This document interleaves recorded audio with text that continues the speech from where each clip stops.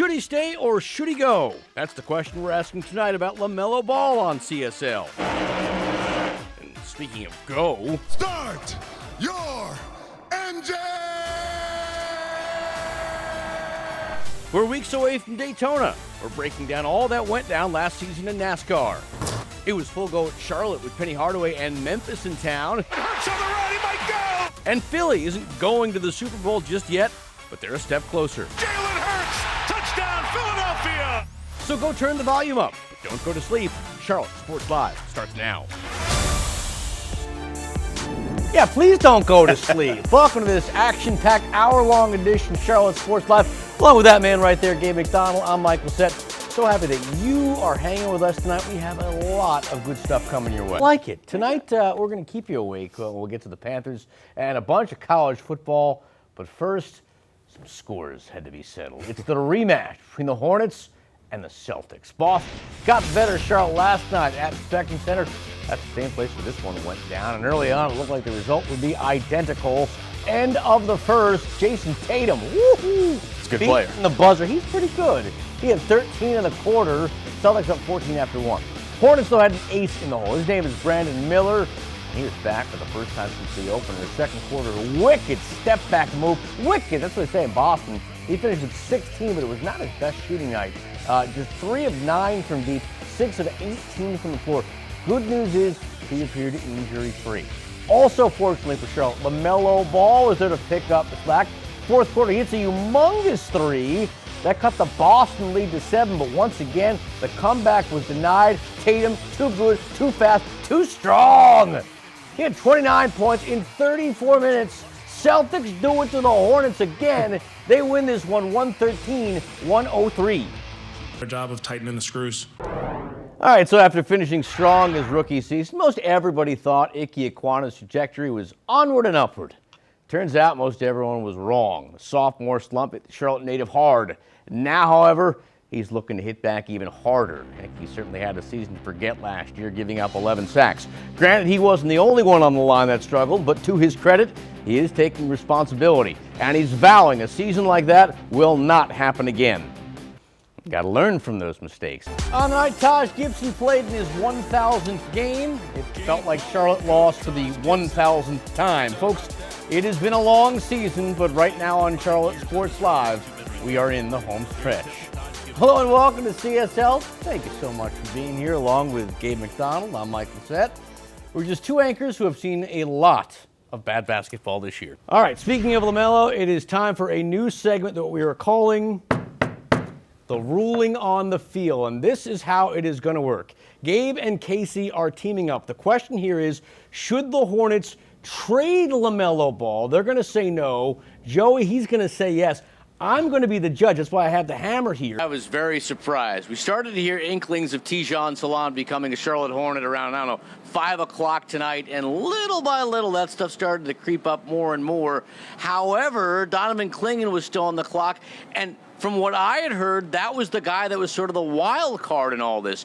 That didn't happen. The Hornets ended up taking Salon. He's definitely a raw guy. And I think when you look at him, you can't look at the stats. You can't look at what he doesn't do right. He's not a great defender. His footwork's not great. You got to look at the potential. This guy moves without the ball. He makes things happen. And while he may not be an impact player right away, I think he has the potential to make a difference here in Charlotte. It sounds like he is very excited to come here. Yeah, you can feel the pent-up rage here, Carl. I can see it in you because, as you just said, they're playing the Falcons. This is a team that, in these parts, probably the most hated team in the area. Absolutely. Get it done on the road. Look at the rage there. Some fire. Well, winning today, it's not going to be easy. Injuries have decimated the Panthers' offensive line, and it showed last week. However, we also saw against the Bucs was continued stellar play from Bryce Young. Against Tampa, Young was pressured on 68% of his dropbacks.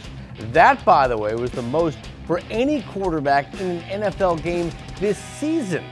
Bryce, though, was still able to pull out 200-plus yards passing, and he did it without turning over the ball. He also had 2 touchdowns. So what does this say about last year's first overall pick? Is this the final progress we've been looking for as Young looks to solidify his spot as the franchise QB?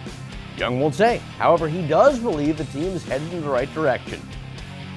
Well, I'll tell you what you shouldn't do. Don't go on social media. Don't read all the mock drafts from all the experts, because they're all different. Some people are saying they're going to draft Mykel Williams. Other people, it's Jalen Walker. Other people, they're going to draft a tight end. We just don't know what Carolina is going to do at this point. There's so many different ways this could go. We know they have the 8th pick. We know what their needs are. Safety, edge rusher. We all know that. However, we also know Dan Morgan is a guy that likes to make moves if he feels that something's not there. And that is exactly what could happen. I mean, just last year, traded up in the draft to get a wide receiver in Xavier Legette. That turned out pretty darn well. Who say it couldn't happen again? Well, what about Morgan himself? We actually asked him about it earlier this week. Didn't sound like there'd been all that activity regarding deals with other teams. But this is Dan Morgan we're talking about. This guy can be a pretty darn good poker player. You're about to enter another dimension. It's one of touchdowns and blitz top plays. You're moving into a land of both grass and sometimes artificial turf. You've just crossed over into the high school football highlight zone. For the ball game this evening. By 1995, the NBA had a bit of a pinstripe obsession. It was something that not only transcended from the sport, but also a lifestyle. Taking a page from the Yankees, Michael Jordan and the Bulls got them. It's a nice looking jersey, Johnny. The Magic did too. It reminds me of that old school classic. And fresh off back-to-back championships, so did the Houston Rockets. And you see the new uniforms. Meanwhile, watching from afar, the person who started it all could only shake his head. They say that emulation is the sincerest form of flattery, but sometimes it's aggravating. In basketball, Alexander Julian never set out to be a trendsetter. By the mid-1980s, the Chapel Hill native was an accomplished fashion designer, building an empire based on the principles set forth by his mom and dad, dubbed by the New York Times as the grandparents of preppy. But Julian also liked a challenge. That was my first question to George was, what's the name of the team? At the time, George Shinn didn't have a lot of answers. But what he did know is that he wanted Julian to design the uniforms of the team he owned, the one that would come to be known as the Hornets. I said, George, I'll tell you what, I'm going to make you a deal. I'm going to trade you ownership of the Hornets uniforms for 5 pounds of Carolina barbecue a month, FedEx to me in Connecticut. I remember hanging up the phone after we agreed and going, well, this is going to be interesting. That's because Julian was already thinking of an idea that would shake the NBA fashion world to its core. What essentially a basketball jersey is a knit shirt. And the knit shirts that I was famous for were vertical striped knits. So ultimately, it was pulled pork for pinstripes. But there was more. The shorts were the first pleated basketball shorts in history. And did we mention the color? Everything in Charlotte became teal. There's still a lot of teal there now. Good evening, everybody. On the court, there was a lot to be desired. Left hands it up and in. But as far as uniforms go, Charlotte had a winner. It gave you everything you could ask for. Pretty good scene. Yet as it turned out, someone wanted something else. Having Dean Smith on the phone asking me for new Tar Heels uniforms was like having God on the phone asking for new halos for the Archangels. Impressed by Julian's work, North Carolina's legendary coach wanted to update his team's look. If I screwed it up, I couldn't go home. This time around, Julian decided to go a different route. I think the Argyle is more different than anything else visually in college sports. Nobody has anything like it. It's an instant get visually when you see it, and it's timeless. And just like Julian's pinstripes, It was a great design. it's now a part of Carolina sports history. I felt a little bit like Dr. Frankenstein. He created a monster, all right, not to mention one incredible legacy.